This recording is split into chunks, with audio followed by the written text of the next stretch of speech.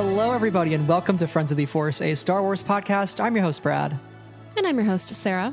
And this is Andor Candor, where we talk all things Andor.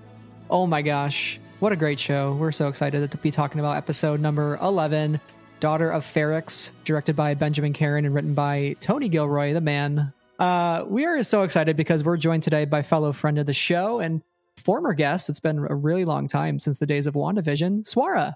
Swara, welcome back. Hi, thank you so much for having me again. And lo and behold, I am talking about Star Wars again. Unfortunately, Andor is just that good. I can't resist talking about this amazing show. I love it so much. And I've said this before, it really reignited my love for live action Star Wars. So I'm very excited to be here. This with Rogue One is some of the best Star Wars ever made. So very, very excited to discuss with y'all. Thanks for making time to be here. Yeah, as soon as I saw your thoughts on episode 1 through 3, I was like, oh, we're getting Swara on this season. We have to. Because you have a lot of great opinions. Like, I talked to you about a lot of different stuff. And previously you were on our WandaVision episode, which was so much fun because I was like, he's never going to talk about Star Wars again. And here we are. What a character arc. Listen, if they keep getting awesome creatives like Tony Gilroy, and also I loved Obi-Wan Kenobi, which had both East Asian and West Asian creators involved. You know, this franchise would not exist without Swana, South Asian, East Asian, and indigenous cultures. You know, like, just get more of our peoples, get more brown people writing and directing Star Wars along with Black and indigenous people. Like, it enriches your story. So please keep doing that. But, you know, when I found out that Andor was all white creators, I gotta say, this is white excellence. You know, these are the exception. They are amazing, amazing creators and got to give them all their props. So yeah, more of this, please. Just keep doing this, Tony Gilroy. You are the wonderful exception here. Definitely. And I totally agree with you. Star Wars would be nothing without like all these amazing, brilliant, rich cultures that it's pulling from and pulling influence from, and oftentimes just copying in lots of ways and appropriating, one might say. Thank you. Yes, I'm like, what is the word I'm looking for? And that's literally the word that I couldn't find in my brain. The fact that it has looked a certain way behind the scenes for so long continues to be disappointing. And I agree with you that the culture and the texture of Star Wars is enriched when a variety of voices are able to tell these stories. So I'm right there with you. While we're talking about directors and creatives, we learned season 2 directors would include Ariel Kleeman, Janice Metz, and Alonso Ruiz Palacios, I think is how you say his last name. And he's a Mexican film director, which is awesome because we know Diego Luna is an executive producer on the show. So he's heavily involved in the creative process. So to get more of that voice behind the scenes and behind the camera is really important. So very excited to see like what those directors bring to season 2. I am so excited. And yeah, like Star Wars, you've been doing better.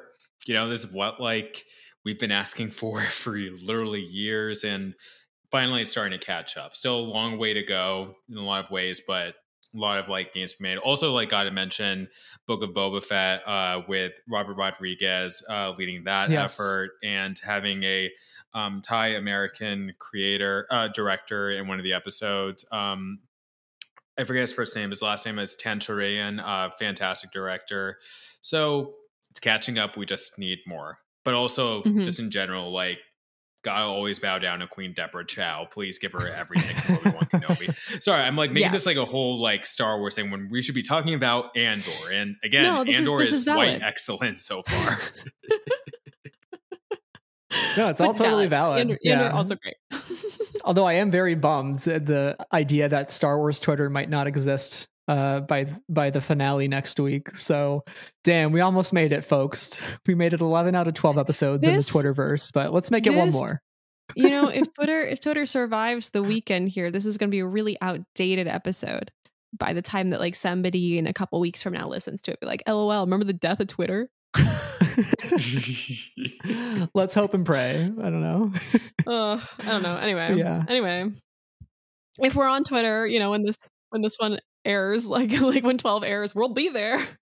Yeah, we're there until the very end. But yeah, no, we're talking Andor today, and also finally, Sarah, you got your mic, you got your new mic, so we're fully ready to go today. Guys, the saga, the stupid mic. That's a Star Wars story on its own. Exactly. 9 episodes. Hopefully the audio sounds better than it has in the past couple of weeks. Thank you all for dealing with it. And thank you, Brad, for editing it. God bless. Couldn't be me.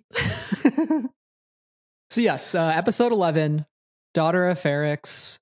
This was such an interesting episode because last week, One Way Out was just one of the best pieces of Star Wars anything that we've gotten.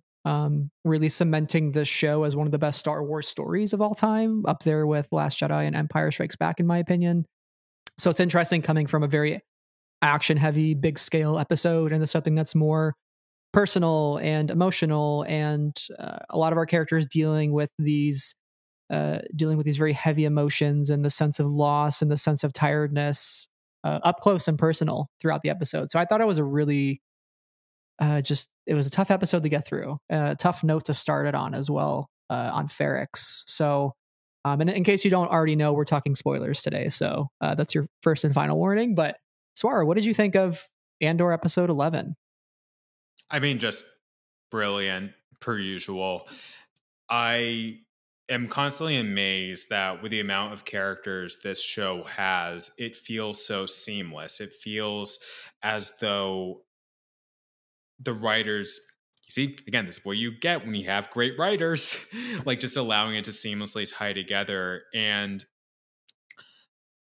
I want to like point something out. There's something I saw someone point out on Twitter, like that there wasn't a lot of action, or I guess a couple of people say this, like there wasn't a lot of action in this episode. There wasn't like, the typical Star Warsy, like action scenes we may like usually see and that people may go for, but the tension was always there. I mean, we did have action towards the end with Luthen for sure, but still, like in the build up to that, the way these actors, all of whom are exemplary, are able to grip the audiences with their performance. Again, that's through the writing, that's through the directing. It all just comes seamlessly together. Every single episode just holds you, no matter what's happening on the screen. And yeah, you just feel the unbearable weight of what Cassian, of what Val, of what Mon Mothma, of what Luthen, of what Saw, of what Bix, of what they're all going through, what they all need to endure. And it's harrowing. It's terrible. It just still also feels so relatable. As we've talked about many times, Andor in many ways feels analogous to our current times. It's not a direct one-to-one, but it's still like that feeling is still there. And that's what these writers are able to do so incredibly. So overall, I love this episode. We'll get into more details for sure. Those are my overall thoughts. I think it's so interesting too, because, this episode, the tension is so present, even though the action is down. But like the actions of the characters, on the one hand, there is a lot of stillness. Everybody's a little bit caught in a trap. Whether it be Mothma or Bix or, Cassian and Melshi right at the beginning when they're literally, trying to stay put so they don't get caught.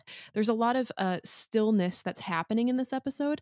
And at the same time, there are these big swings and these big moves. We get specifically with Luthen in his action bit, and then also with the escape off of Narkina 5 to Naimos. We don't see that action happening, but we know that that's a big jump for their characters. And so it's really interesting that this episode does have this big moment of action that we'll talk about. But it feels so different than our typical space battle. But this is just an episode that's really full of characters who are in so many ways on their face, like physically still, because they're stuck. So it's, I don't know. I'm obsessed. I'm obsessed with this episode. I think that it is so interesting and contains some of the most moments in this series so far. I don't know how to describe it better than Yeah. No, I feel like every time somebody mentions like, oh, the big Luthen battle, I keep forgetting that happens in this episode because all I can think about are like the up close shots of B2 emo, right? And like the glass sort of rocking on him and about to fall off, right? Or the final shot of Cassian like looking into the sunset with Nicholas Bertel's incredibly moving score and just breaking your goddamn heart. You feel like you're watching Moonlight with that kind of score, right? Like you feel like you're watching If Beale Street Could Talk. Like these two films that Nicholas Bertel did before that are so like powerful because of his music, and now you're feeling that in a Star Wars TV show because of that, like because of his creativity and his knack for music making. It's just unbelievable. And you're like, oh yeah, we got a huge space battle with like 4 TIE fighters and Luthen shooting them down. But you know, all the other stuff is just as good, right? Like this episode gives us the pew pew and the emotion and heart. But even with the space battle, it doesn't feel like the typical pew pew of Star Wars. It feels, Totally. You feel so much more of that tension. You feel like in regular Star Wars media, it's like an action scene. Like, oh, it doesn't you don't really feel the weight if like a random pilot dies or something like that. You feel it here. You know, we know Luthen intimately as a character, and we're scared for him. I thought he was going to die. I thought he was going to like die right there, but instead it's still a profound moment where he finally reveals himself as a enemy of the Empire, someone who will take up arms against them. And the way that, again, this is directed, this is filmed, you feel that tension, you feel that buildup, and you're scared for Luthen. You don't know what's going to happen, and you're relieved. You're both relieved when he's able to escape, but then you're also scared. You think, oh, what's going to happen now to him? We know the overall. This is like an amazing. This is essentially a prequel series to like both Rogue One and the original trilogy. What a great prequel series should do, even though we already know the ending of it. This is something my friends Preeti Chibber and Swapna Krishna of Desi Geek Girl say all the time. It should, like you, even though you know the ending, there are still stakes. You still care about these characters and where exactly they're going to go. And again, with the amazing direction and writing of this episode, you get that in such spades. And it's brilliant. It's so amazingly done, and I just, yeah, feeling it in the moment is what this episode does incredibly well.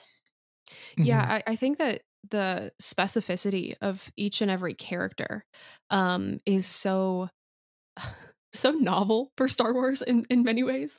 But it gives me the same feeling that the Alphabet Squadron trilogy by Alexander Freed gives me in terms of the depth of character and the depth of world, and just how we know the feelings of these characters because we feel that we know them so well, but we're also concerned for them. And we also know ultimately like what this all leads to.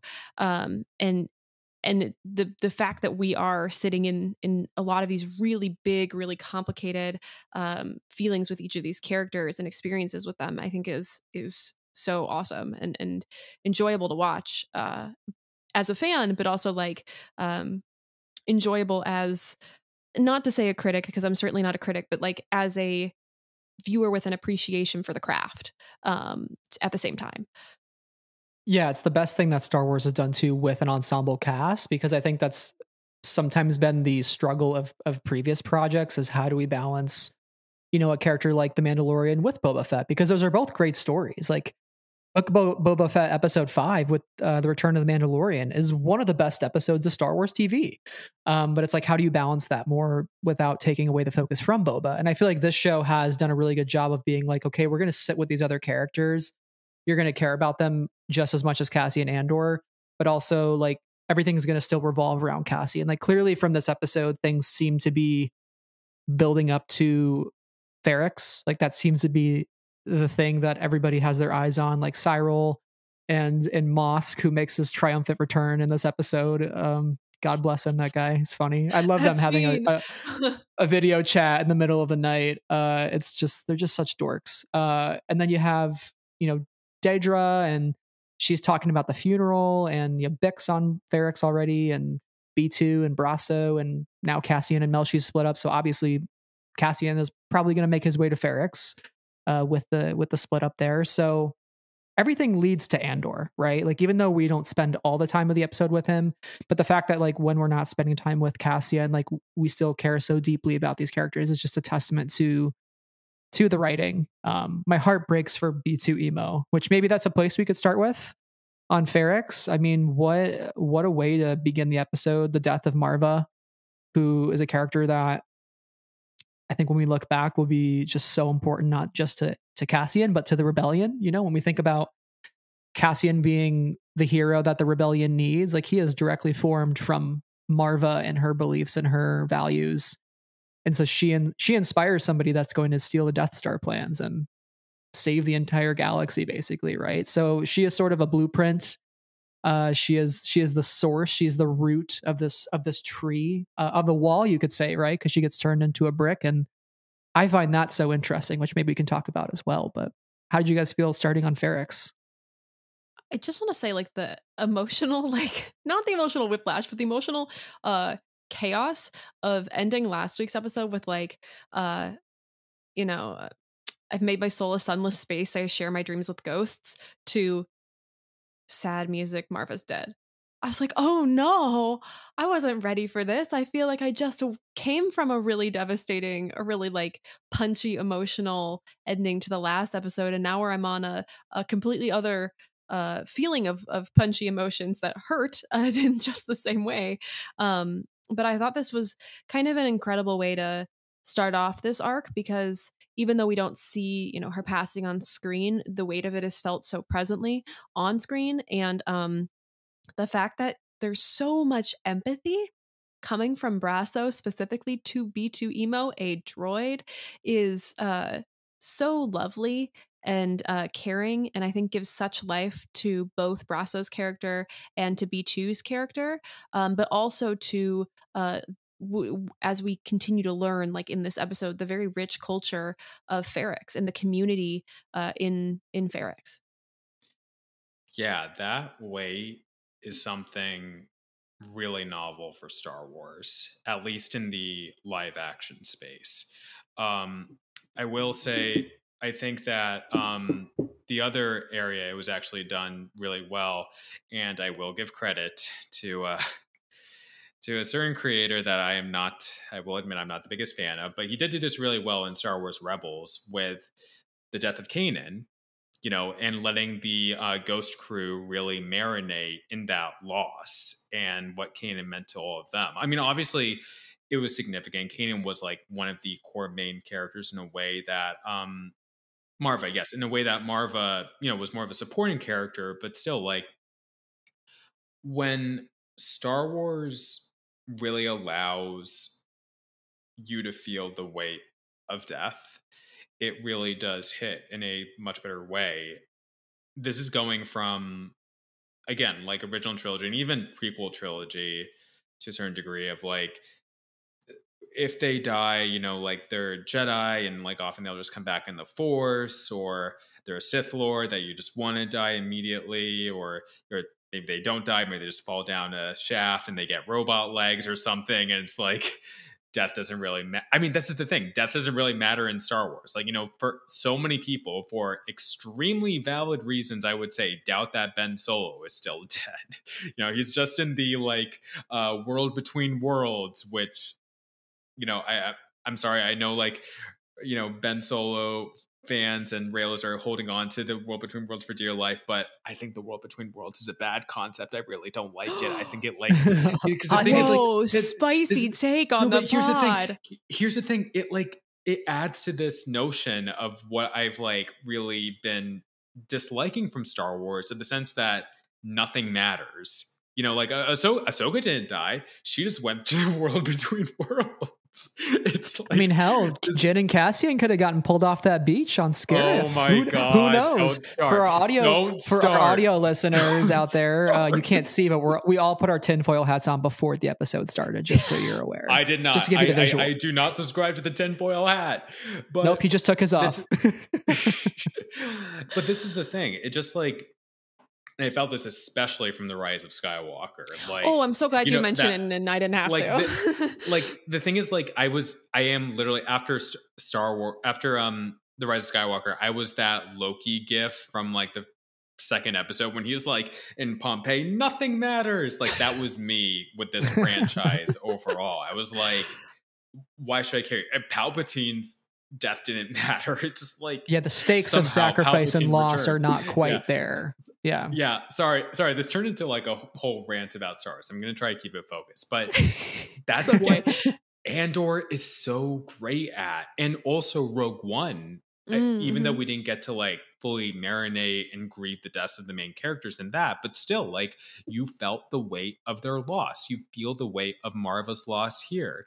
We have gone from Leia in the first ever movie not really remarking at all about the loss of her entire planet to comfort Luke over this like Jedi he like really knew in person for a couple of days, like, who came back anyway, to focusing on essentially these regular people of the galaxy and feeling their struggles, their losses, their grieving, their resistance to tyranny, of the daily horrible grind of tyranny. We also see on the flip side the banality of evil from some of these Imperials, and that one like why am I forgetting his name? Like the simp for Deirdre. What was his name Cyril. again? Cyril, yes. Cyril. Yeah, we see it from him, and like, it's so grounded in a way that is so incredibly refreshing. And this franchise could use so much more of that. And yeah, I think this is the way to go. I really hope, and I've heard actually that people in Lucasfilm think that this is maybe the best thing they've ever done, like at least in the current era. And I hope they hold on to that and do more of this. Give more projects to people like Tony Gilroy. Give more projects, as I said, to like more diverse peoples, but also people who care about the daily struggle of existing in this galaxy. You can have an incredible wealth and plethora of stories through doing something like this. And I really, really want more. I'm like so captivated. I'm so happy to say it's made me more of a Star Wars fan again. I'm very happy to say that. That's the power of Andor. So more of this, please, Lucasfilm, if you're listening. As their regular listeners to our podcast, I know they are taking the note right now. No, but I'm right there with you, and I hope that they're feeling as proud and as strongly about this show as us three in this conversation are, because I love The Last Jedi. I hold that movie so high in my mind, and I do think it expanded what Star Wars could look like in many ways, in terms of how it was talking about what it wanted to talk about. But this show blows that out of the water, and really says let's be as specific with each and every character as humanly possible.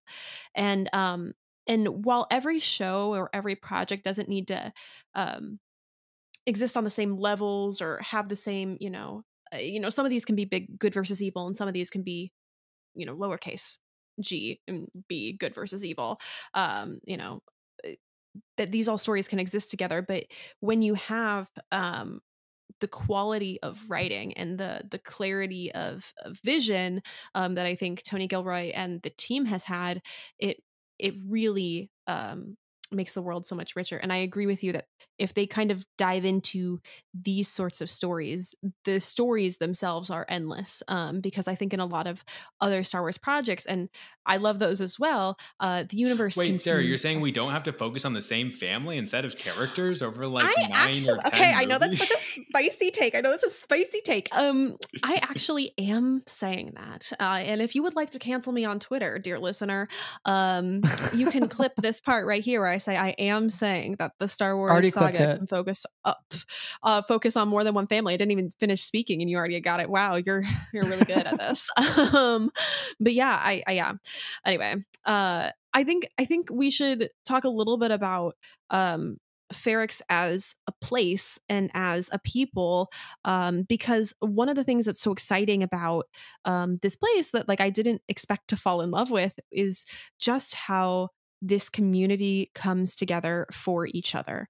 I think we live in such a world where often our communities are so disparate, and where we don't feel a sense of connection with one another and a sense of care with one another, whether it be in our real life spaces and our online spaces, just in our in our communities that we have with our loved ones, but also in our communities with the people just that are physically around us. There's not that sense of, at least for me, there's not that sense of um, community culture. And I think that Ferrix, the people of Ferrix, are such a great example of when you look out for each other. And so I think that that's such a valuable story to be told here. And it's so clear that the community is coming together around Marva's death, understanding that she was a pillar in their community, but also just understanding that she was a member of their community at all. And so that was something that I really like about this episode. The Daughters of Ferrix as an organization, but just also everybody coming together and understanding the traditions. Mm-hmm. Yeah, and also a character like Brasso, who we see earlier in the season, coming to the forefront of the story and being this adoptive father now of B2 Emo. You know, he's there in the apartment. B2 wants to stay, and he's like, "Okay, we'll stay one more night." You know, he understands B2 is grieving, and we never really seen grief and denial from a droid when it comes to the death of a loved one like this. And it's touching. It really shows Brasso's character, and like you're saying, just the sense of community that Ferrix has. I thought also too, like the traditions of burying their dead was really important. The fact that they brick them, they mix their ashes with mortar and local stone dust, they put their name on it, and they build a wall, or they find a wall. And I thought that's so fascinating because when we do think of the idea of community, think about all of the stones in Ferrix that have names on them. You know, who are the people that are remembered on Ferrix? And not only is this town built upon the people who are working and living within it, but it's also built on those who have come before, the memories of those people, the lessons that they've passed on. And it seems like there's some really important mission that B2 is supposed to be enlisted on, as Brasso says, you know, hey, what you have to do next is of the utmost importance. So, and the other woman says, get yourself together. We need your help on this. So I'd be curious to see like what that's going to entail and what that will look like. But I'm sure we'll learn more about those traditions and like how this town really comes together around the death of a loved one. Because we've only really seen the, you know, moving the body out of the home and the people around who are watching and mourning and have that sense of loss. It really gave me sort of Padme's funeral, you know, like when Padme is getting moved right down that catwalk on Naboo and all the people around her are watching. It kind of felt like that almost. You know, I think Naboo is another place where community matters and people come together. Yeah, it's just very touching. It's really moving. And again, just the key focus on these individual characters, even minor ones. There's a real humanity to this show, again, that we don't see in many other Star Wars series that are so I'm gonna sound like a cliche, but like this is so much more about the journey than the destination, and I love that. It's about like those individuals, their emotions, their grief, their what they go through. So yeah, love it. It's great. I think what's so interesting about this idea of like being bricked uh is really loud. It's like a really loud thing. It's such a simple thing, and it's a way to remember the dead. But it also, I think, speaks to resistance, and it speaks to um, the everything that's been going on in the show so far, everybody kind of finding their own forms of rebellion, because ultimately when you put that brick into a wall, not only do you see it and do you remember it, but it is building and maintaining a space where like community can continue and thrive. And I think that they're doing that in the direct face of the Empire, who is in this episode talking about all their plans to or like, you know, like suggesting all their plans and how they can limit the effects of this funeral in any way possible. But no matter what happens, like Marva's ashes are still going to be mixed into that brick and put into a wall that will stand, you know, at least in like in their minds, within like their tradition. And so I think that's really a powerful idea. I don't know. I am kind of attached to it. I think it's cool. The Empire worries about community organizing around the funeral, or the potential for Marva to somehow be made to seem like a martyr. This is something we observe with real life governments and the repression of civilians every day. You just look at Iran right now and everything happening there. It's it's empires don't want the culture to thrive. They want their culture. They want to enforce what they believe should be the right thing to do, and to essentially suppress indigenous cultural traditions. So it's it's interesting to ponder on. And like that act of making Marva's ashes like part of their, like, continue to be part of their community, like in the very buildings they walk through, that her memory will always be there along with others who have passed on. They will still always be part of the community in that way, and that's really powerful. You make a great point too, Swara, because we see Daedra insist that they have a funeral for Marva, and she says, we want to put them in a box, stand back and watch, right? So she's almost so focused on finding out maybe is there any inkling of any information as to where Cassian is, and everybody else that she's reporting to or that report to her are a little cautious about that, because to your point, the Empire wants to eliminate those traditions because what could come of it, right? Is it more dangerous to give them that space and to accidentally fortify this community, or do we instill the fear in them and not even allow those traditions to continue or be carried out? So it will remain to be seen if Daedra's plan works or not. But I mean, speaking of the Empire and the way they tear apart communities, I mean, Bix is in this episode. She's in terrible condition. If you look at how Bix looked at the beginning of the series and how she looks now, it's such a drastic difference. She's gone through a lot, and the fact that she's brought into this room and asked about Anto Krieger and is this the guy you hooked up with Cassian Andor? Is this Axis? You know, clearly it's not, because we know it's Luthen, but the sense of loss that she feels, almost like this giving up of sorts, because she knows that no matter what answer she gives, they're not going to believe it to be honest, because they're so fixated on what they think they know and what they want to know. It's devastating to watch her in this condition. Man, I don't know. Adria Arjona too is just such a brilliant actress, and she's really putting on a performance here, but you really feel that sense of dread and that sense of defeat from Bix in this episode. And I hope she doesn't have to suffer through it any longer. Honestly, as I watch her, it's just tough. Yeah, I hope that's the catharsis we have in the finale. I know you all have seen it. Please do not say anything or indicate anything. I hope that we get to see her free. I hope we get to see Cassian free her. Maybe that could be really great. You know, I'm putting it out there, you know, for us to watch in a few days. Well, you know, this is Star Wars. So something tragic is probably going to happen. So I don't know. We shall see. By the finale.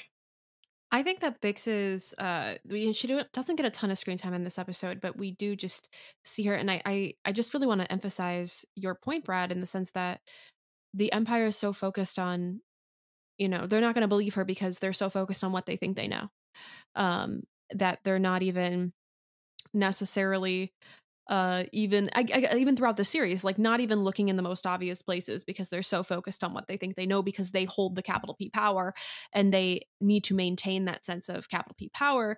And how do you do that? It's a sense of blind confidence in oneself that you can't even learn anything new, right? And like that's what causes interpersonal problems within the ISB earlier in this series. And I think is something that continues to cause them problems down the line, and the Empire as well. To hold the power in this way, to be tyrannical and oppressive, and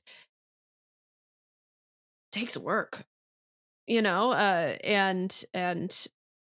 a lot of aggressive work. And I think that they wrap themselves up in that a little bit, which I mean, leading to their demise, ultimately good things, but like it's interesting to watch that happen in the show a bit. Yeah, and that's a great place to draw a straight line over to Luthen and his conversation with Saw Gerrera, which we said this while we were watching, Sarah. We're like, I can't believe Forrest Whitaker and Stellan Skarsgård are talking to each other on screen in a Star Wars right now. That's just insanity to me.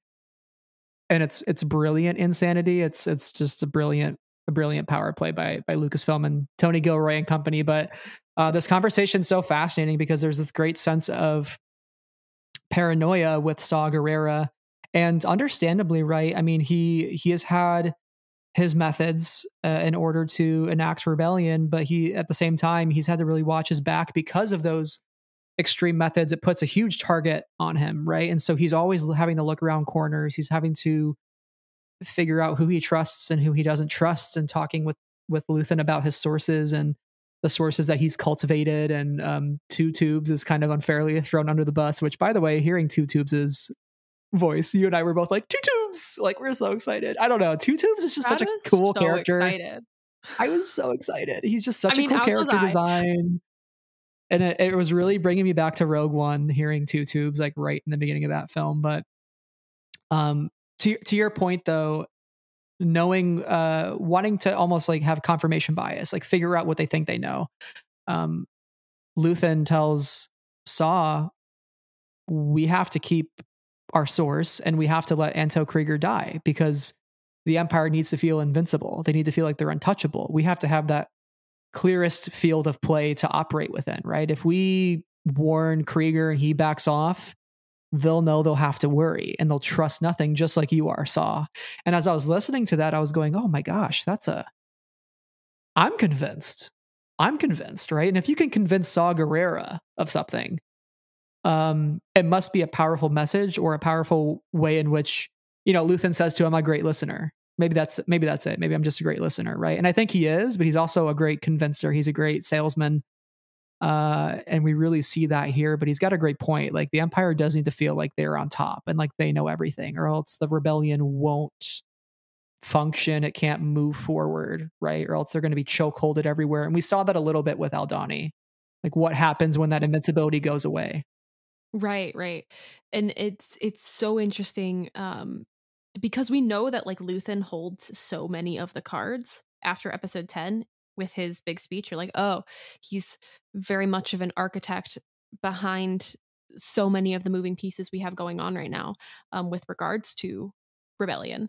It's so interesting that he gives Saw a little hint of that, or a little like inkling of that, because in the earlier episodes when they have the conversation about Aldhani, he's like, I thought you did it, and Saw's like, I thought you did it, and he's like, oh, I could have sworn it was you, Saw, not giving a single hint to the fact that he was even involved in it or knew much about it. But here he's saying, maybe I'm a good listener, maybe I've got people here, and then he reveals that like, yes, Anto Krieger is going down on this one, and that's kind of what throws Saw a little bit. Like, wait, this guy holds so much more power than I even recognized, because I think he recognized that Luthen held a lot of power, or had a big position, but that he's kind of in a status even above where Saw is at, and I think that freaks Saw out a bit, and where we kind of see some of that paranoia that he is experiencing 5 years later in Rogue One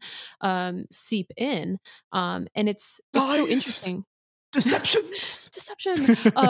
It's so interesting to watch Forrest Whitaker dial this character back a bit in his performance, because we still understand and recognize this as Saw so immediately when we meet him in the series, but he's not to the point where he is yet. And now I'm wondering, well, how does Saw get there? Speaking of every single character, I'm like, okay, I'm ready for the spin-off series on this one, and on this character, and on this one, and on this character, because I wonder how Saw gets from point B, to point C in Rogue One, versus point A being where we've seen him previously in animation. Such an interesting character to keep in the fold, I think, within this series. And that's how you should want a spinoff, because you're genuinely interested in this character and the connective threads of story potential that could be made from this. That's how we got Andor, from that one line of, I've been in this fight since I was 6 years old. Like, what is the story of that? What exactly is there to this character who is effectively the co-lead with the film? And this is the result, not simply because, we want content, or because, I feel bad for harping on, a project that had some diverse creators, but essentially with Boba Fett is oh, what about the legendary, bounty hunter of Boba Fett, that we're going to introduce and make him a spinoff, which became pretty panned, unfortunately. But no, I think Saw Gerrera, he is a fascinating character, as Andor shows to so many high degrees. And I find him in this series, I will say, refreshing. I think that as much as I love Rogue One, when we were introduced to Saw and we saw him portrayed for most of it, the scenes I really liked with him were actually with Jin. That's when he actually became lucid. That's when he actually now I know what your deal is. Just instead of crazy radical, I personally have opinions about the optics of that. I think they could have been handled better. But what we see here is the build up to that. We like you said, Sarah, we understand that why he got to the way that he is. And it is very refreshing because he is very lucid. I understand his positioning exactly. In a previous episode when he was talking about different factions and how, there's infighting, and he said, for me, it's very clear, I am an anarchist. That was so well done. And I finally truly understand it. Obviously, it was heavily implied he was an anarchist before, but for him to articulate it that way, this is the thing. When you actually let characters articulate for themselves what they're all about, that's when you get really good storytelling. And it's not simply a case of telling, not showing. It's just, happens organically in the moment. And just, again, more of this. Give us that Saw Gerrera spinoff. Just, yes, more of this, please. I could definitely watch Forrest Whitaker, however many episodes they give us for a Saw Gerrera spinoff. And yeah, I mean, to your point about Saw Gerrera being portrayed as a radical, I think there is a lot definitely to discuss. That's probably an entire podcast episode in and of itself. But I love that we are meeting somebody who is just as radical and even more radical than Saw Gerrera and Luthen, right? We need to acknowledge that Luthen is probably more deadly and more radical, more extreme than Saw. And he just does it more quietly, Right. And more subtly. I actually kind of want to come to Luthen's defense, because I forgot who said it. I was hearing someone say that in some ways, Luthen was as bad as the Empire, doing this, but I'm just no, you need to understand. No, it's that he understands how to engineer a revolution. This is actually how it works. What he said about getting the Empire to show their hand of how terrible they are, yes, that is what people do. That's what revolutionaries do. They have to agitate. They have to show that these regimes are evil. They need to it's not that they want to engineer violence or a massacre or anything like that, but rather just show they have to continue to just pursue actions in the cause of justice that the regime will respond to and again, they then show their hand and show to the public that, the empire that we thought was going to keep us secure, maybe there's more to this. Maybe we are going to become, and we see that it worked. We heard in the opening, some of the opening lines in the Death Star in A New Hope, that the Senate was becoming increasingly sympathetic to the rebellion.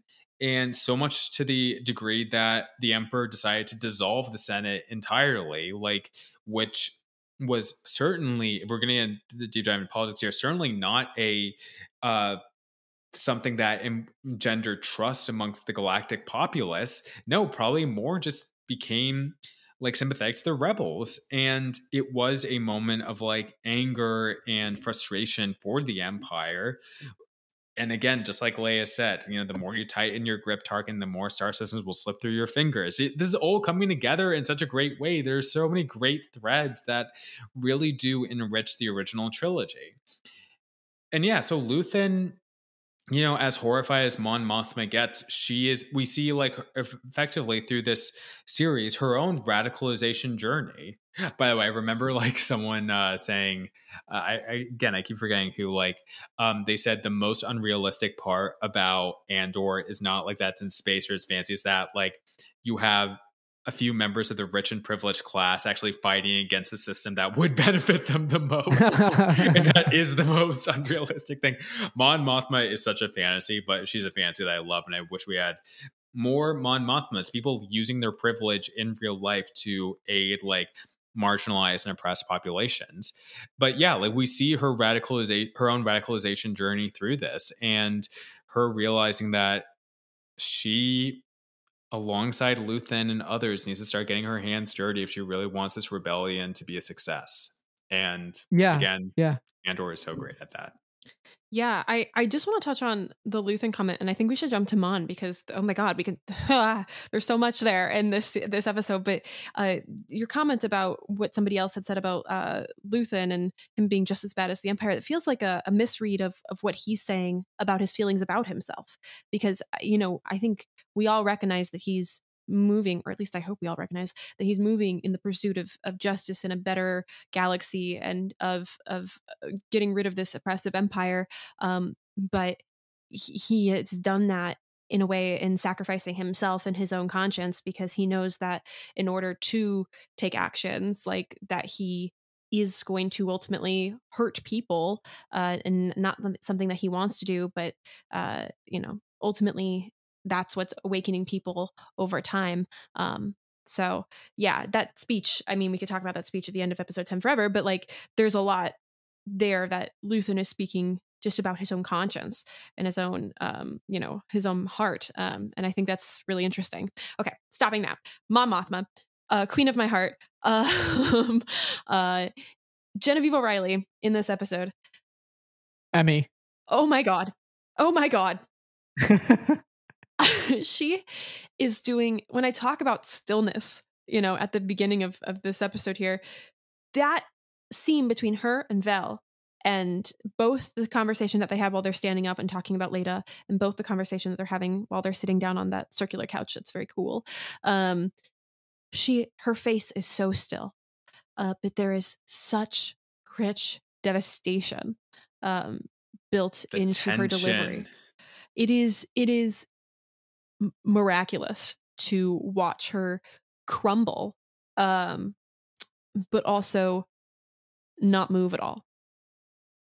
Because I think that speaks to the strength of the mask that she wears to everyone else, but also to the richness of her own heart and her own guiding principles. Yeah, I was not expecting to for Leda. It seems like in this episode she had somewhat of a soft spot for old Chandrilan traditions. She sought out an elder on Coruscant, and here they are having this sort of I don't really know other way to describe it, like a girls' club of old traditions, right? Of Chandrilan, youth group. It's interesting, this idea of the braid, and the braid keeps them strong and keeps them centered, and the old ways keep us safe, right? And I was trying to think about those words, like the old ways keep us safe. And yes, it's some sort of kind of scary, cultish saying that they're talking about here. But I was trying to think about it more on like a meta, like bigger perspective level. And, in many ways, I think when we talk about the radicalization of Mothma, the old ways keep her safe, right? Her old ways would be operating within the Senate and doing doing her kind of money trickle down thing that was working. And that kind of kept her front up, and she is safe, right? She's not being a radical. She's not doing anything that draws too many eyes, right? But sometimes in order to pursue justice and to bring about a better standard of living for everybody and to inspire change, you can't operate just on the old ways alone, even if they do keep you safe. You have to venture off that path. You have to do things that don't necessarily keep you safe, but are worth the risk. And like, it's the question of, do the ends justify the means, right? And so here we have Mothma willing to marry off her daughter to Deval Skolden's son in order to pursue the rebellion, right? And so she's kind of giving up her old ways of doing things, and she's like, no, I have to sacrifice my conscience. I have to do something that is really outside my comfort zone and really like makes me reconsider myself and my morals and my values and like what I'm willing to give up. And this tradition that I hate so much, I'm willing to inflict on another person in order to pursue justice and to pursue a better galaxy, right? I just want to say that like the choice that seems to be making isn't even one that she's making. It's one that in many ways Leda seems to be making. Right. Leda's the one that sought out the elder. Leda's the one that's, hosting this in her home. And I think that brings a particular devastation to Mon Mothma, because of course she wants a better life for her daughter than the one that she had, where she is so unhappy, and Perrin is not a good partner, and she was married so young, but yet what can she do when the choices in front of her are it's the easy choice, actually. In many ways it's the easy choice to say, okay, maybe I will consider letting you meet Deval Skolden's son, because this is in many ways what you want. And I think that's kind of the difficulty that she's going through. Okay, I'm stopping talking now, please go ahead. Sarah, I just want to go off your point, like that this is something Leda wants, and that is heartbreaking for Mon herself. I think you see this in a lot of political families often when, you have someone like Mon Mothma who's buried herself neck in deep into her work, both known and behind the scenes. And unfortunately, her relationship with her daughter has suffered for it. And she's not been able to guide Leda as much as she would like. And I think clearly Leda has resentment towards her because maybe she's just not been able to spend enough time with her, and it's a heartbreaking situation. We are watching, in all likelihood, the dissolution of this dysfunctional family that still, at least between Mon and Leda love each other, but Leda's just getting increasingly lost to the older, more conservative traditions that Mon knows from her own lived experience will be devastating to her. And it's just it's like, I think initially, like Mon was like, I do not want this life for my daughter, like I can't believe I could consider this. And like it was sort of like operating from a stance of, oh, Leda won't want this, but the heartbreaking thing is maybe Leda does want this, and that's something that for Mon to grapple with. Yeah, and I think that as you just mentioned, Brett reflects so interestingly on motherhood in Star Wars. I think over the past few years, we've talked a lot about, past many years even, of motherhood in Star Wars, and the absence of mothers in Star Wars, and the complicated nature of mothers in Star Wars. And this is one where, we have, surprisingly, because we did not know at the beginning of the show that Mon Mothma had a daughter, we're seeing, motherhood in Star Wars in a new light.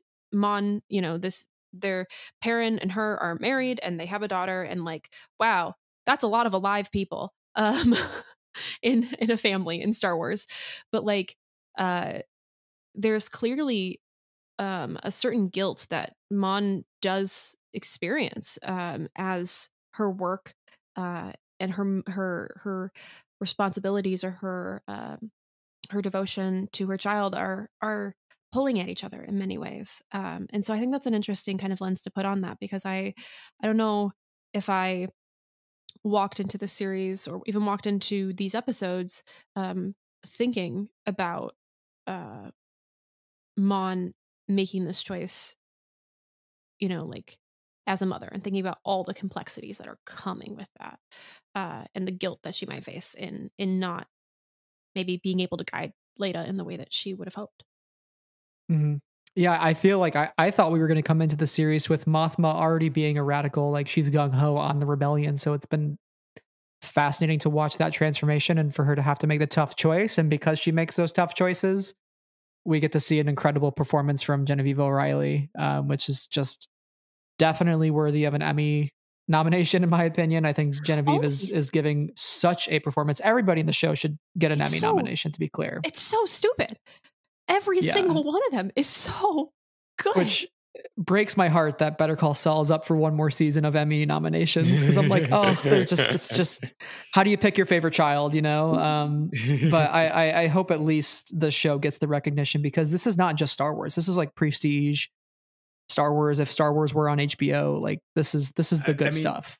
So much so that Lucasfilm and Disney are putting it on Hulu, on Fox, on other platforms, Freeform, yeah, like Freeform, ABC, like outside of Disney Plus, ABC, yeah, like they're like, we want to make this prestige television. That's probably like opening up their chances of it. It is like, this is what you can get when you take the genre seriously, to the degree of like when you can, whether it's sci-fi, fantasy, comic book films, like the Batman. I think the Batman is a brilliant piece of art that is deserving of award accolades. I really hope it gets a lot.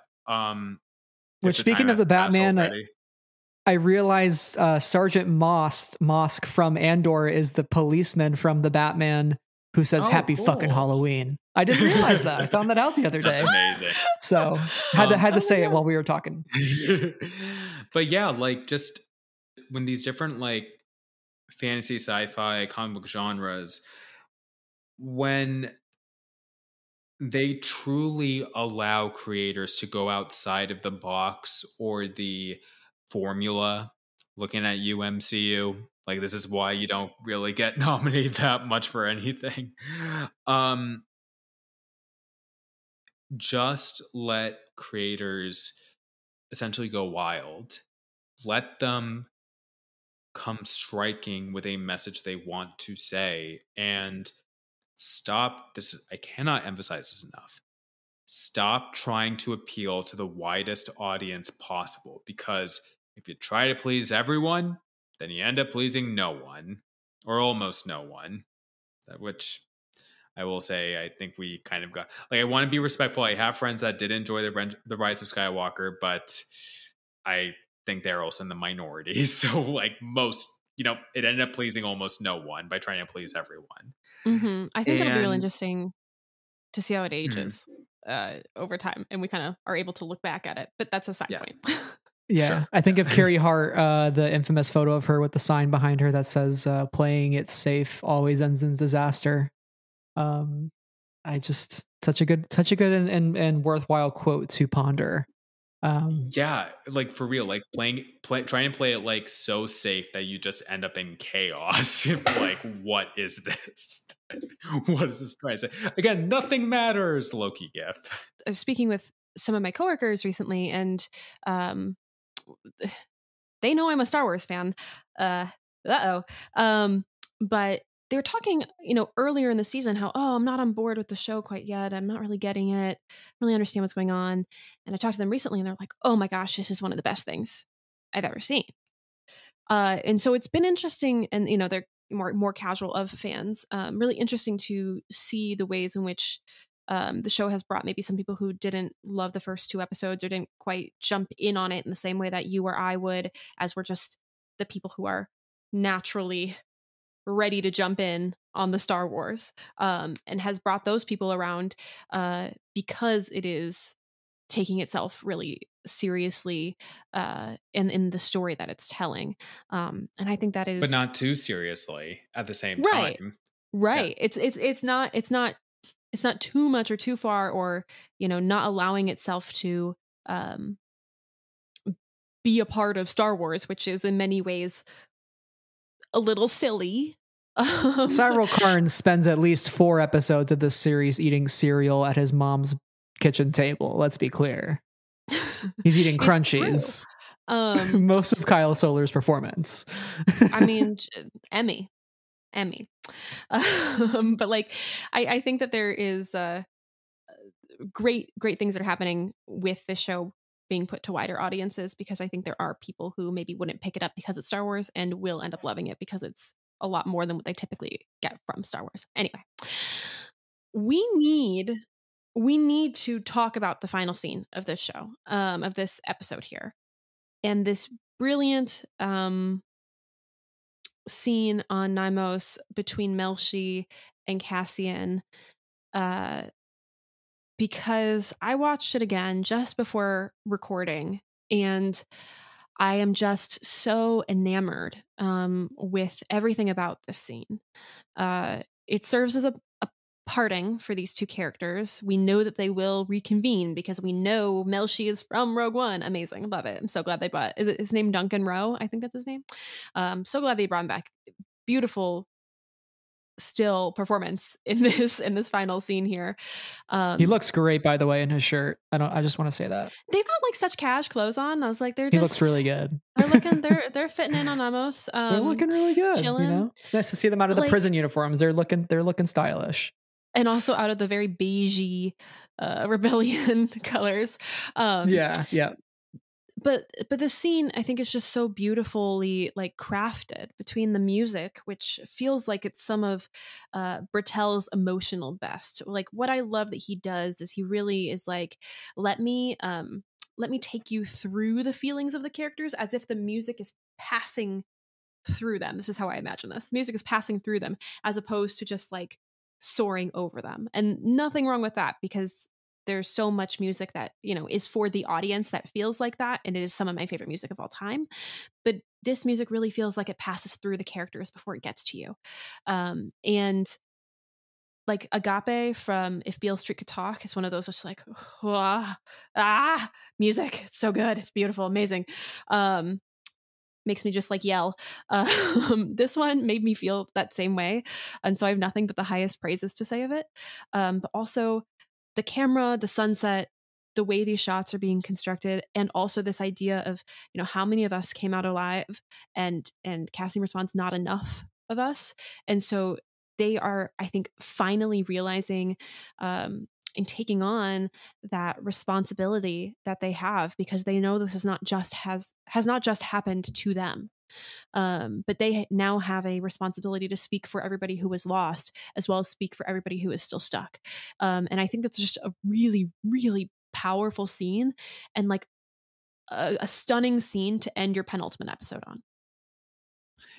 It's really the power of empathy as human beings, as living beings, to be compelled to be like, I don't want this to happen to anyone else. This was unjust, horrific. What happened to me, what happened to the people I became friends with, this cannot happen to anyone else. And it's just that, like, yeah, Cassian and the others may, go on living and, like, but that's what the Empire wants. Even if they escape, the Empire wants them to be like, okay, now go and hide and don't tell anyone about your experiences, or don't try to rise up against us. But that sense of empathy, that sense of needing, that core need for justice of what was done to you and what might be done to others, is so overriding that it compels Cassian, who already has these ideals from his mother Marva, to take up arms with the rebellion against the Empire. And yeah, as you said, Sarah, like, we really do feel that here. It's such a stark juxtaposition for the beginning of the episode, as we talk about Melshi and Cassian, because they're fighting for their life. They're hanging off a cliff, hiding from the Empire. Very high stakes situation. Melshi can't feel his hands. There's, you know, the up close shot of their foot and their hand, and like you feel that achingness that they have that's probably coursing through their body. Like, can I physically hang on any longer, right? And then at the end of this episode, you have a very tranquil, calm scene with the ocean and the waves and the ambiance of that, as well as Melshi saying, like, isn't it nice? Like, we're here, the fresh air. Like, how long has it been since Melshi has seen the outside world? And for these two characters who have the sort of shared traumatic experience now to be vulnerable with each other, I think like the hug, and I tweeted about it today, the hug really solidified these two as like a ride or die together. And I think we don't often see like a lot of like affection, like that kind of like vulnerable affection between two men in media a lot, like especially in Star Wars, like especially Star Wars being like so like you know, like hardened warrior, like the Mandalorian, like Boba Fett. These are like hardened guys, so they're not always going to be like the most vulnerable. But here you have these two who just like went through a really rough experience, and they're hugging and they're having a moment. And Cassian is just learning that his mother died, right? And so he's not only like believing in the cause that Melshi is setting out for them, but he's also like comforted in the fact that he has somebody who maybe understands him on a little deeper of a level now that he has lost Marva, who was probably the only other person in the galaxy who understood him in a way that Melshi can or might eventually understand Cassian, right? Like these two are going to be on Scarif. Melshi, light it up, right? Like they're on the same wavelength, same brain cell, like ride or die till the very end, right? And so it's so emotional. I'm getting like almost teary-eyed talking about it. Like it's just so heartwarming and touching to see these two characters like share that moment and be there for each other. Like Melshi needs him as much as Cassian needs Melshi, but Cassian doesn't tell Melshi what happened, right? They just hug it out, which is even more just like, I trust you, man. I trust you. Like we'll find each other again. Our paths will cross. It's so great. There's like a decent amount of hugging in this series that like I didn't even realize until just now. Star Wars is so not touchy, affectionate at all. You know, even I mean, there are moments like in you know, the occasional romantic pairing, but it's so about the fight a lot of the time that, you know, there's not that quiet moment for that casual affection. And there are a lot of moments of characters hugging in this series. Miraculous. I just like Vel and Leda and Vel and Mon and like that's something. Anyway. Empathy. Absolutely. In fairness though, I will say in the original trilogy and sequel trilogy, we do have like, you know, the friends, you know, Han, Luke and Leia, Finn. That's true. Totally. Yeah. Like Finn, Ray, and Poe. I nearly forgot. They do hug. They do hug. Despite... They do hug, but like, yeah. So, but I get what you mean in terms of like just feeling the moment of that, where it doesn't feel it's related. It's more related to what they're actually going through. I feel like in the narrative, and thus you feel like sort of the weight of everything in this show more, because it's not trying to do a bunch of things at once. Even while ironically it has all these storylines going on, all these storylines are interconnected. It just like it's seamless. I love this show so much. I'm glad you say that too, Swara. And yeah, to clarify, it's not that it's been completely missing from Star Wars. I love Poe and Finn hugging in The Force Awakens. Like that's just such a gentle, fun moment that I love. And yeah, I think of Han and Luke when Luke gets back from the Death Star battle and he comes out of the X-Wing and like, I'm Han wrong roughs him up, you know. Han kind of roughs him up on the head and is like, "Oh, you've made it, old buddy," you know, like, and they're all excited.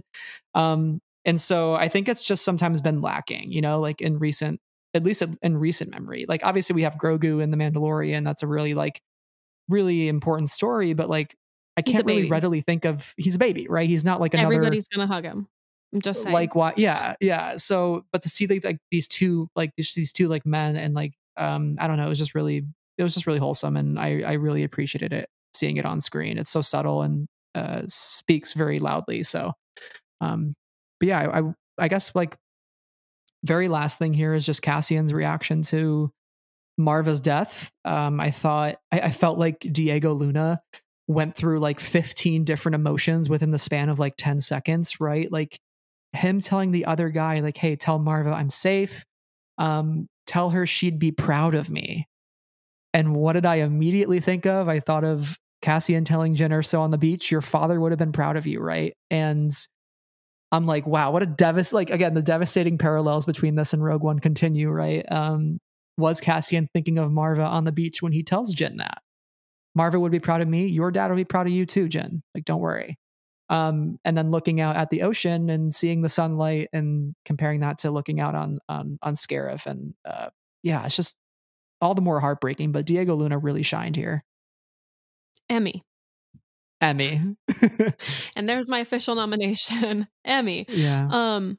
You know, I think we're about to wrap up here. We always end on our and ors. So I was wondering if either of you guys had an and or an or. So like either your two favorite things of the episode, this and that, or a question you'd like to pose to the group, this or that. I think I'm just going to say for the and portion, you know, just while I'm here, I love Val and Sita. Like, they are amazing. We have amazing queer representation in Star Wars. Finally, that's just so casually there. You know, it's as though like Tony Gilroy was like, yeah, why not? This is just how the world looks. So we just need that. And it's great, especially as one of them is Desi and dark-skinned Desi at that. So that's amazing. And yeah, I think, you know, like Disney, just let queer people live on your shows. Stop trying to like, you know, undermine them whenever you get. I will be forever bitter about the Owl House. Everyone should watch the Owl House. You know, Disney literally could have had their own witch and wizarding franchise, but they were too homophobic and transphobic to like let it unfurl. So I will be forever bitter about that because the Owl House is an amazing show. But yeah, like no, I love Vel and Sita, and I will also say, you know, knock on wood, I hope they didn't neither Andor either of them die in the finale or the second season. But you know, honestly, even if they do, like, I think it'll be like in a blaze of glory, you know, I love Rogue One style. Like, so this is a rebellion, isn't it? So, you know, we'll see what happens. I just want to say I love them. So that's for my Andor segment. Here, here, here, here. I also love them, and they're such. I want to dive into their brains as well. They as individual characters do have such rich and complex things going on in their heads, and together they're really, really interesting and wonderful. We can't neglect too, Cinta in the bar with the Imperial guy in the beginning. That was some dramatic tension there for sure. They're so close. The ISB guy's right there. He's annoying. He annoys me. I know, he's annoying. Yeah. My and for this episode is the music at the end of, you know, in the sunset scene, and Genevieve O'Reilly's performance in her scenes in her home. Those are just two of my favorite moments. I think that the weight of the emotions is so present in these scenes in particular. I mean, throughout the entire episode, yes, but these scenes really stuck out to me. And my a question for the group. Do I have one? Yeah. The Fondor or the Millennium Falcon? It's really silly. It's a silly question today. Oh my Gosh. I mean, we saw the Fondor like shoot some stuff and like get rid of an entire array that allowed him to escape. And then he did the laser things. Is this one of those situations where I feel like it's like they can't, of course, like retroactively put this back into the Star Wars that was made earlier but comes later, but this is clearly the coolest thing that has ever existed, kind of a thing. So my answer for the moment is the Fondor because it's cool. Yeah, it looks really cool. Also, I think it's a reference to a Legends planet called Fondor. So there's an Easter egg for you. Love it. Yeah, I would have to choose. I still got to go with the Falcon. I think it's just such a hunk of junk. Like, you know, and you're gonna go with it because it's a hunk of junk. it's just The like me Fondor's not for a hunk of real, junk. you know. I don't know. I just relate to the Falcon on a deeply personal level. Okay. That's my answer. Yeah. My and is Clea and Vel in this episode, because we need to talk more about Elizabeth Dulau, who is playing Clea, and she's doing such an incredible job performing that character. Such a like cold like demeanor, like she's just so for the cause. I almost feel like she could be more lethal and brutal than Luthen, possibly, because she even pushes back on Luthen here and there. But specifically this line, Vel says, "What have you done lately?" And Clea says, "I don't have lately. I have always. I have a constant blur of plates spinning and knives on the floor and needy, panicked faces at the window, of which you are but one of many." I just thought that was such a good clap back. I was like, "Oh, geez." That was just, And I do have an or. My or was going to be those little, the little things that shoot out of the Fondor at the satellite dish, or lasers, side lasers, which is cooler. Side lasers. Okay. Swara, what are you feeling? Lasers. The lasers are really cool. They are really cool. See, we have a whole like really thoughtful conversation about like the weight of the show and like, wow, Emmys for everybody. And at the end, we're like, lasers? Yeah, because that's what you need from Star Wars. We contain multitudes. We contain multitudes. Guys, I think if we've learned anything from Andor, it's that we need a General Grievous TV show. And I am totally subtweeting. I'm totally subtweeting here. I will explain off air. I have to say though, my jaw did hit the floor when those things started shooting out. I was like, "What are those?" Yeah. And the satellite dish is just like boom. I'm like, "Oh my god!" Shout out to the Cantwell class cruiser. Cantwell was the guy who actually drew and developed that ship in the old paintings during the original trilogy. So fun fact. Well, that about wraps it up, I think. You guys have any final thoughts on Andor episode 11 before we close out here? Andor good. Andor really good. Yeah. Yes. Andor can't wait for more. Very good. Even great. And I love this show. Look forward to the finale. Just give us more of this. Give us more of this. Please, Lucasfilm. Please. Yeah, I always am of the mindset not every show has to be Andor, but I think every show should be as thoughtful as Andor. Is my take. That point. Exactly. So I'm with you. Well, yeah, we are so excited for the season 1 finale. Sarah and I have actually had the pleasure of already seeing it, but we were very careful, and we made sure not to hint at anything or give away anything in this episode. So don't worry if you listen. Yeah, y'all were very you're all good. I gotta say that. We're good here. So we cannot wait to be talking about it next week, though. So stay tuned from us. We'll have our discussion up hopefully very soon, right in time for Thanksgiving. So Swara, thank you for joining us. It's such a pleasure having you on the Talk Star Wars. Surprisingly, oh my gosh, where can our folks find you? What are you doing coming up? What do you want to promote? Well, thank you so much for having me again. This was an absolute delight discussing this with y'all of a amazing show. Y'all, for as long as Twitter still lasts, you can find me on that platform at Spider Swars. I'm on Instagram that I'm trying to use more at Swarzy_8. That's spelled SWARZY_8.